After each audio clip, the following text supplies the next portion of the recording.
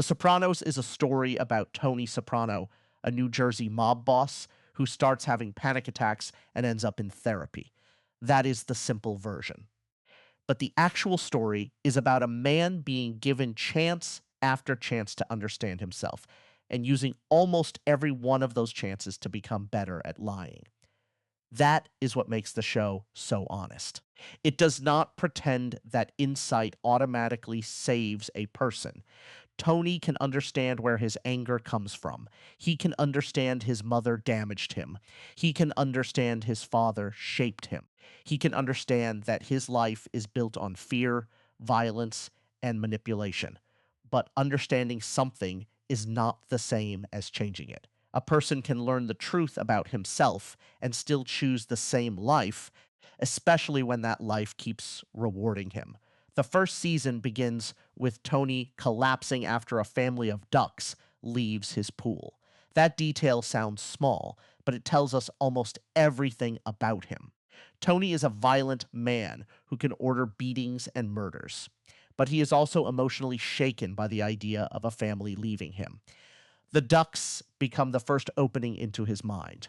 He does not know how to say that he is afraid of losing his family, losing control, losing the version of himself he thinks he still has. So his body says it for him. That is what brings him to Dr. Melfi. Therapy becomes the place where Tony can speak honestly, but only up to a point. Melfi is intelligent enough to see that he is not just a regular depressed suburban father. She knows there is danger in him, but she also sees pain. That tension is the center of their relationship. Tony is not faking everything. His sadness is real. His panic is real. His childhood wounds are real. The problem is that none of that cancels out what he does to other people. At home, Tony is a husband and father trying to maintain the image of a normal family. Carmela knows what he is, but she also works hard not to know too much. Meadow and AJ grow up inside a house built by crime, but protected from the full truth of it. The whole family lives on a kind of arrangement. Everyone knows enough to benefit, but not enough to feel fully responsible. In the mob world, Tony is dealing with his uncle Junior, who feels disrespected and pushed aside. Junior is older, insecure, and proud. Tony lets Junior become boss in name, while Tony keeps the real power behind the scenes. That decision is practical, but it is also insulting. Junior eventually becomes part of a plot against Tony, pushed along by Livia, Tony's mother. Livia is one of the most important figures in the early show because she explains so much of Tony without excusing him. She is cold, manipulative, miserable, and emotionally poisonous. Tony keeps trying to be a son to someone who has no real warmth to give him. He wants her approval even while he knows she is dangerous. The truth that season 1 slowly reveals is brutal. Tony's own mother helps create the conditions for his attempted murder. After the failed hit, Tony survives and consolidates power. Junior is arrested. Livia avoids real consequences because of her age and condition, but the emotional damage remains. Season 1 shows us Tony's central wound. He is a man who wants family to mean safety, but the family he comes from is one of the reasons he became unsafe. That is the first major message of The Sopranos. Tony is not born from nowhere. He is the product of a house, a culture, and a criminal world that taught him love and violence as if they belonged together. But the show never lets that become a full excuse. It explains him, then keeps showing what he chooses to do with that explanation. Season 2 expands the story by bringing back people from the past. Richie Aprile returns from prison and immediately feels like a man who has not adjusted to the world around him. He still believes old status should matter. He still thinks fear should work the way it used to. Tony sees Richie as a problem because Richie cannot accept the new order. Their conflict is not just about business. It is about two versions of mob power, one trying to survive in the present, and one still trapped in an older idea of respect. Janice also returns, and through her, the show gives Tony another mirror. Janice talks like she has escaped the family sickness, but she has not. She uses therapy language, spiritual language, and moral language, but underneath it, she is still driven by the same selfishness and resentment. She and Tony fight because they recognize each other. They both want to believe they are different from Livia, while constantly proving how much of her they carry. Richie's end comes through Janice, not Tony. After Richie hits her, she kills him. Tony cleans it up. That is a perfect Sopranos ending to that arc because it makes family and crime impossible to separate. A domestic argument becomes a mob disposal problem. A personal relationship becomes another body to move. The show keeps taking things that should belong to normal life and showing how Tony's world corrupts them. The other major season 2 story is Big Pussy. Pussy has been Tony's friend for years, but he is also working with the FBI. Tony suspects it, resists it, denies it, and finally confirms it. The boat scene where Tony, Silvio, and Paulie kill Pussy is one of the show's defining moments. It hurts because Tony loves him. It also happens because Tony's position requires it. In this world, love has a limit. Once betrayal becomes real, friendship ends. Pussy's death matters because it shows the cost of Tony's life in its cleanest form. He can cry over a friend and still kill him. He can feel pain and still do the thing. That becomes one of the show's most important truths. Feeling bad is not morality. Tony often feels bad. He often regrets. He often suffers. But the suffering rarely stops him from protecting himself. By the end of season 2, Tony is deeper in power, but more alone. His mother is still a shadow over him. His sister has returned and reminded him that the family disease is not only his friend is dead by his own hand. The show is already making clear that Tony's victories do not make him freer. They only trap him more completely inside the life he keeps choosing. Season 3 deals more directly with legacy, children, and the way this world reproduces itself.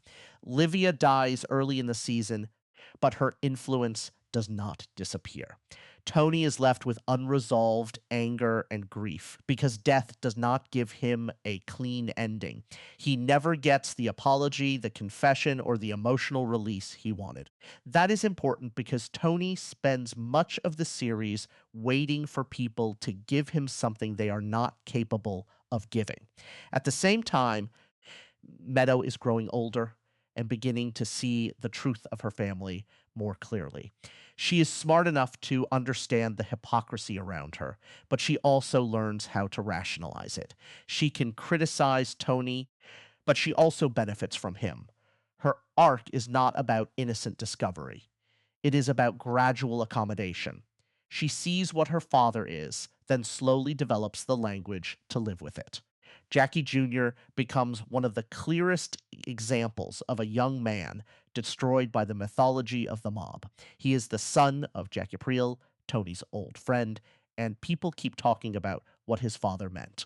Jackie Jr. wants the image without understanding the reality. He wants status, danger, and masculine importance, but he is foolish and careless.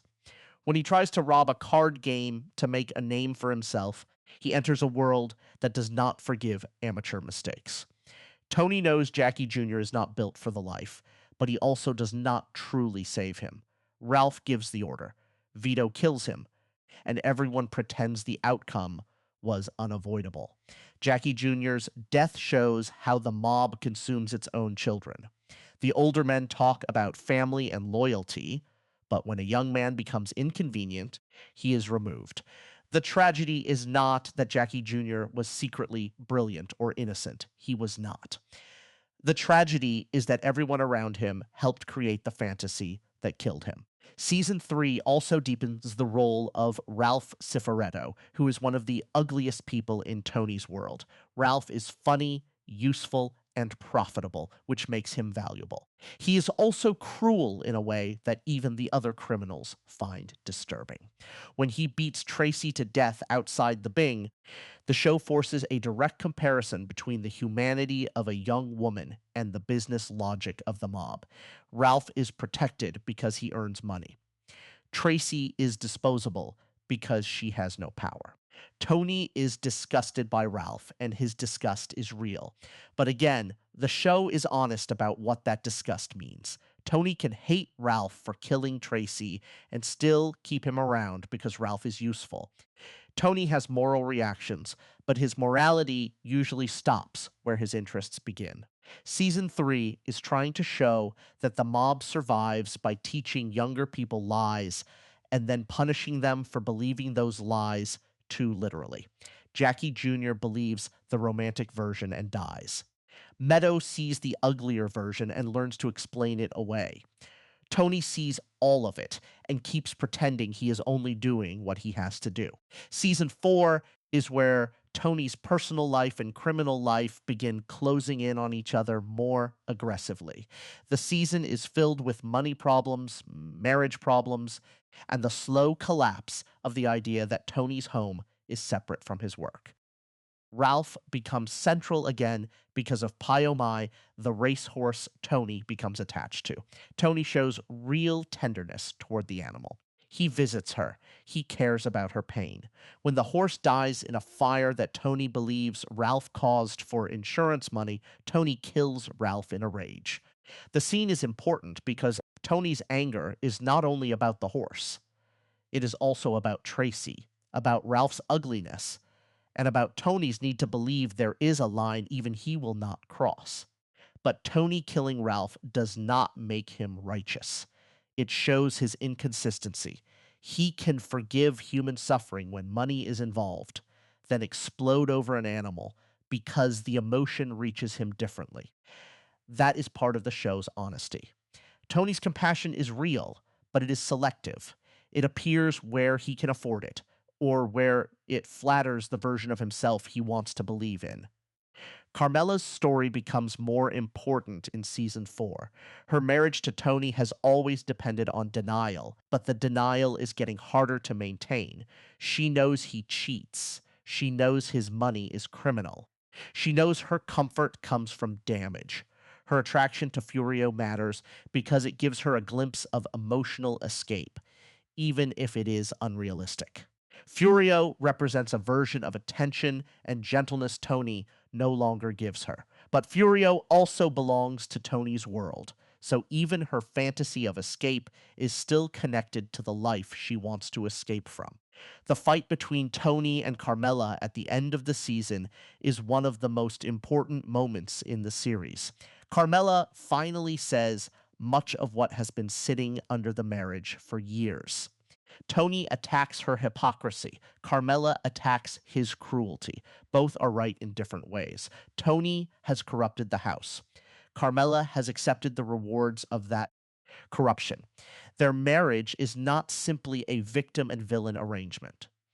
It is a long business deal with feelings inside it, and by season 4, both sides know the deal has become unbearable. Season 4 is about the collapse of the home fantasy. Tony wants to believe that crime is something he does outside, while the house remains sacred. But the money, the lies, the fear, and the emotional damage are already inside the house. They have always been inside the house. Season 5 brings in the old generation again through Tony Blundetto, Feech LaManna, Phil Leotardo, and the New York conflict. This season is about the past returning and proving that it never really left. Tony Blundetto is Tony Soprano's cousin, newly released from prison. At first, he wants to go straight. He trains as a massage therapist and tries to build a normal life. But normal life is slow, humiliating, and unrewarding compared to the quick money and status of the mob. Tony B eventually falls back in, and his actions create a serious problem with New York after he kills Billy Leotardo. Tony Soprano's relationship with Tony B is loaded with guilt. Tony S was supposed to be with him the night Tony B got arrested years earlier, but he was not there. He escaped prison while his cousin lost years of his life. That guilt affects his judgment. He delays dealing with Tony B. Because this is not only business to him, it is family, memory, and shame. But the mob does not allow private guilt to remain private. Phil wants revenge. Johnny Sack demands action. Tony eventually kills Tony B himself to prevent him from being tortured by Phil. That killing is both mercy and necessity. It shows Tony choosing the least horrible option inside a world where every option is already horrible. It also shows that family does not save anyone in this world. Sometimes family only decides who has to pull the trigger. Adriana's story is the other major tragedy of season 5. The FBI pressures her into becoming an informant, and she slowly breaks under the fear. Adriana is not built for this world any more than Wallace was built for the corners in The Wire. She loves Christopher and imagines a future where they can leave. When she finally tells him the truth, there is a brief moment where escape seems possible. But Christopher chooses Tony. Or more accurately, he chooses the life he knows, even though it is destroying him. He sees an ordinary family at a gas station and seems horrified by the smallness of the normal life waiting outside the mob. So he tells Tony. Adriana is driven away by Silvio and killed. Her death is one of the show's clearest moral points. The dream of escape is not only difficult, it is treated as a threat. Christopher's decision matters because it defines him. He complains about Tony. He hates being trapped. He wants recognition as a writer and filmmaker. He wants love. But when a real exit appears, he cannot take it. He cannot imagine himself as nobody. He would rather stay inside a poisoned world than live without the identity that world gives him. Season 5 is about the cost of belonging. Tony B belongs to the family and dies for it. Adriana tries to leave and dies for it. Christopher has a chance to leave and refuses it. Tony survives again, but survival keeps making him worse. Season 6 begins with Tony being shot by Junior. Junior is old, confused, and mentally declining, but the shooting still carries symbolic weight. Tony is almost killed by a member of his own family again. First, his mother and uncle conspired against him. Now his uncle, lost in dementia, shoots him in the stomach. Family remains the wound that keeps reopening. Tony's coma episodes are some of the most important material in the series because they show a different possible Tony. In the dream, he is Kevin Finnerty, a man without his usual identity. He is not a mob boss. He is not surrounded by fear. He is a confused businessman trying to get home. The coma strips him of the image he has built around himself. At the edge of death, he is offered something like peace, or at least release. When Tony wakes up, he briefly seems changed. He talks about appreciating life. He looks at the world with more softness. He says every day is a gift. But the change does not last. That is essential. The show is not saying near-death experiences mean nothing. It is saying that even a real confrontation with death can be absorbed by a person who does not truly want to change. Tony feels the lesson, then slowly returns to himself. The Vito storyline shows how rigid and violent the mob's idea of masculinity is. Vito is revealed to be gay, and once that truth comes out, his life becomes impossible. He runs away and briefly experiences a different kind of life, but he cannot fully live inside it. Like so many Sopranos characters, he is drawn back toward the world that will kill him. Phil has him murdered brutally, and Tony's response is shaped less by morality than by pressure, money, and politics. Vito's death shows that the mob's rules are not only about crime, they are about identity. The men are constantly performing toughness, heterosexuality, dominance, and loyalty. Anyone who breaks the performance becomes dangerous to the group because he exposes how fragile the performance is. AJ's depression also becomes more serious in season 6. AJ has grown up with comfort, but no real foundation. He is not tough enough for Tony's world, and he is not disciplined enough for an honest one. He drifts, fails, becomes angry, and eventually tries to kill himself. Tony saves him from the pool, and for a moment, the show brings the Duck's image back in a darker form. The pool that once held Tony's panic over losing his family now becomes the place where his son nearly dies. AJ's story matters because he is one of the results of Tony's life. Tony did not make AJ a criminal, but he gave him a house full of money, lies, and emotional confusion. AJ inherits the emptiness without the power. He gets the damage without the structure that made Tony functional. Christopher's final decline is another major part of season 6. His relationship with Tony has always been built on false fatherhood. Tony treats Christopher like a son when it suits him, then resents him, humiliates him, and uses him. Christopher wants Tony's approval, but he also knows Tony is one of the main forces destroying him. Cleaver, Christopher's film, exposes that resentment indirectly. Everyone can see that the monstrous boss figure in the movie is connected to Tony. When Christopher relapses and later crashes the car with Tony inside, Tony makes one of the coldest decisions in the series. He kills Christopher while Christopher is helpless. Tony tells himself the baby seat proves Christopher was a danger to his family, and that is partly true. Christopher was dangerous. His addiction made him unreliable. But the killing is not only protection, it is relief. Tony is tired of him, tired of the burden, the weakness, the resentment, the risk. That is why Tony's reaction afterward is so disturbing. He does not grieve the way he should. He feels lighter. He goes to Las Vegas and seems almost freed by Christopher's death. The show is not hiding what Tony has become by this point. Earlier in the series, he killed people because the life demanded it. By the end, it is harder to separate necessity from appetite. He has learned to use every moral argument as cover for what he wants. The final stretch of the show brings the war with New York. Phil Leotardo becomes the main external threat. He is rigid, bitter, and obsessed with old grievances. The conflict grows out of accumulated insults, power struggles, and Tony's inability to manage relationships without turning everything into a test of dominance. Bobby is killed. Silvio is left in a coma. The family Tony led for years is shattered. Bobby's death hurts because Bobby is one of the few mobsters who seem to have some ordinary gentleness in him. He is not innocent, but he is less spiritually rotten than many of the others. His death in the train store feels like the world killing off one of its softer figures. Silvio's fate is quieter, but just as bleak. Tony's inner circle is gone or broken. The crew that once felt permanent is reduced to ruins. Tony has Phil killed, but even that victory feels unstable. Phil dies in a humiliating public scene, but the problem is not solved in any clean emotional way. Tony survives the war, but survival no longer looks like triumph.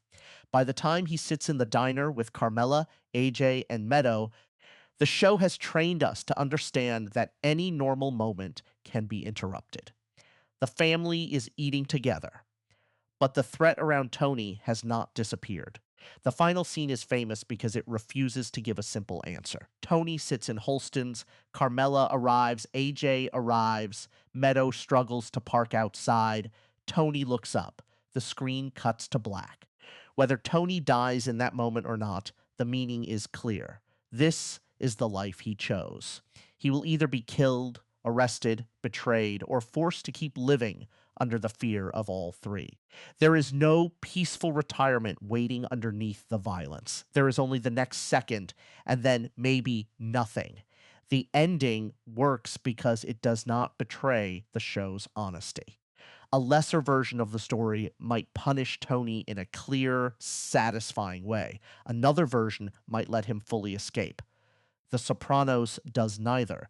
It leaves him inside the condition he built for himself. His punishment is not only death, if death comes. His punishment is having to live as Tony Soprano. So, the full story of The Sopranos is the story of a man who is shown the truth about himself and keeps choosing the lie that lets him continue. Tony learns that his mother damaged him, but he passes damage into his own home. He learns that his panic is connected to fear and loss, but he keeps making other people afraid. He learns that his father was not the heroic figure he wanted him to be, but he still uses the old world as an excuse. He learns that his life destroys the people closest to him, but he treats their destruction as the cost of doing business. Carmela's story is part of that same truth. She wants to see herself as morally separate from Tony, but her life is built on his money. She suffers in the marriage, and that suffering is real, but she also chooses the comfort. Her tragedy is that she knows enough to feel guilty, but not enough to leave in any permanent way. She wants the house, the children, the status, and the church to somehow wash the blood off the money. The show never lets that fully work. Christopher's story is about a man who wants escape but cannot survive without the identity that is killing him. He wants to be an artist, a respected gangster, a sober man, a loyal son, and an independent person. He cannot make those lives fit together. Every time he gets close to the truth, he retreats back into the approval of men who will eventually destroy him. Junior's story is about power shrinking into loneliness. At the beginning, he wants respect and position. By the end, he is sitting in a state facility with almost nothing left of himself. Tony visits him and tries to recover some memory of their life, but Junior barely understands. That final meeting is one of the coldest endings in the show because it strips the mob life of all romance. The titles, schemes, insults, and victories end in a room where none of it matters. Meadow and AJ show two different inheritances. Meadow learns how to explain the family to herself. She becomes intelligent enough to defend it with language. AJ absorbs the emptiness and cannot turn it into anything. One child rationalizes the world. The other collapses under it. Both are Tony's legacy. Melfi's final decision is also essential. For years, she tries to treat Tony as a patient. She knows he is dangerous, but she believes in the work. Then she is forced to confront the possibility that therapy has not made him better. It may have made him more effective. Tony has used insight as another tool. He has learned the language of pain, but not the discipline of change. When Melfi ends the treatment, it is one of the only times someone in the show refuses to keep participating in Tony's version of the story. That is what The Sopranos was trying to tell us all along. People are very good at building stories that protect them from the truth. Tony's story is that he is a sad clown, a soldier, a provider, a victim of his mother, a man born into a hard life. Some of that is true. That is why the lie works. The strongest lies usually have truth inside them. But the truth inside Tony's excuses does not erase what he does. The show is honest because it does not make evil look like a monster standing outside normal life. It puts evil at the dinner table. It puts it in a father who loves his children. It puts it in a husband who pays for a beautiful house. It puts it in jokes, therapy sessions, family dinners, hospital visits, and backyard barbecues.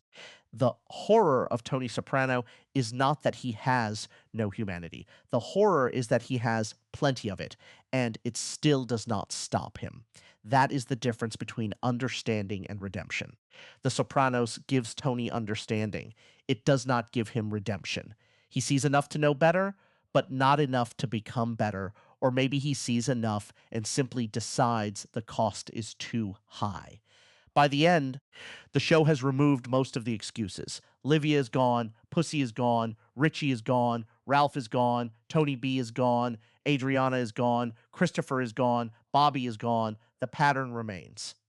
Tony keeps surviving, and every survival leaves him more exposed as the common element in the wreckage around him. The Sopranos is ultimately about a man who mistakes survival for innocence. Because he keeps going, he thinks he has been proven right. Because his family still sits at the table, he thinks he has protected them.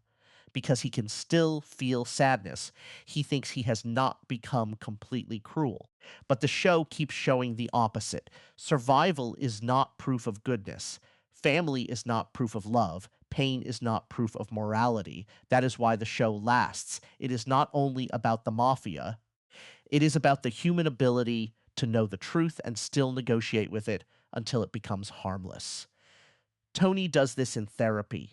Carmela does it in marriage. Christopher does it with loyalty. Meadow does it with politics and language. The mob does it with tradition. Everyone finds a way to make the unbearable bearable. And that is the final tragedy. Tony Soprano is not a man who never had a chance. He had many chances. He had therapy, he had near death experiences, he had his children looking back at him, he had friends die, enemies die, relatives die, and every warning a person could reasonably receive. The show is not about a man who never saw the door. It is about a man who saw it, understood what it meant, and kept walking back into the same room.